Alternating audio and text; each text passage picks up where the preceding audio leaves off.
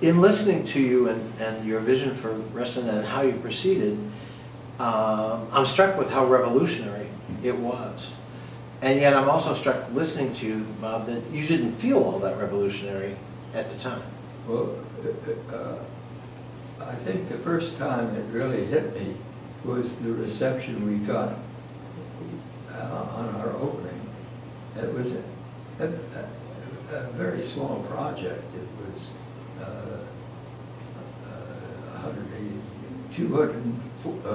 227 townhouses and a few stores. And Initially. Yes. Yeah. This is how we opened.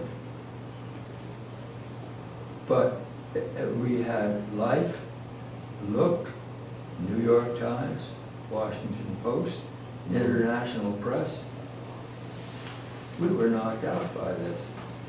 Obviously, if you think about it, you couldn't have hired the best public relations people in the world and gotten that as a result. It had to be something else. Mm-hmm. And that's because for the U.S., this was revolutionary.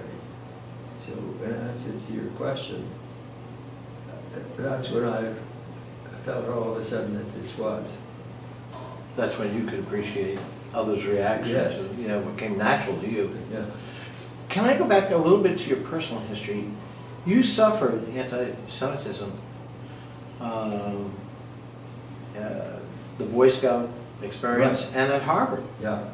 Do you think that that experience maybe had an impact on how you approached Reston and what you wanted here in terms of an open, diverse, tolerant community?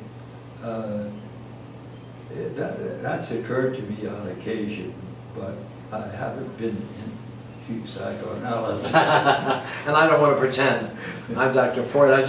It just struck me that maybe that had something to do with your attitude about not wanting to inflict that on I others. think so too. Yeah. Well, and now Reston is this thriving, multiracial, multi-ethnic community that really has made a huge footprint in Northern Virginia, and I know the broader community is so grateful it's here and that you did what you did. You must be proud.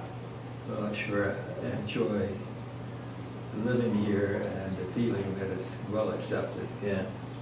Well, Bob, thank you for sharing your story. I think you've really made a difference in attitudes toward tolerance and race in Northern Virginia.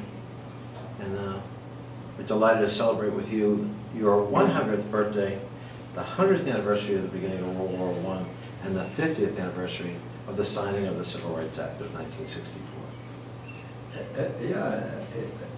Yeah, it's Reston's 50th. Mm-hmm. And Reston's 50th, that's right. Yes. So lots of birthdays to celebrate. Stay well. We'll come back in another 100 years to interview you again. It's a date. All right? That was great.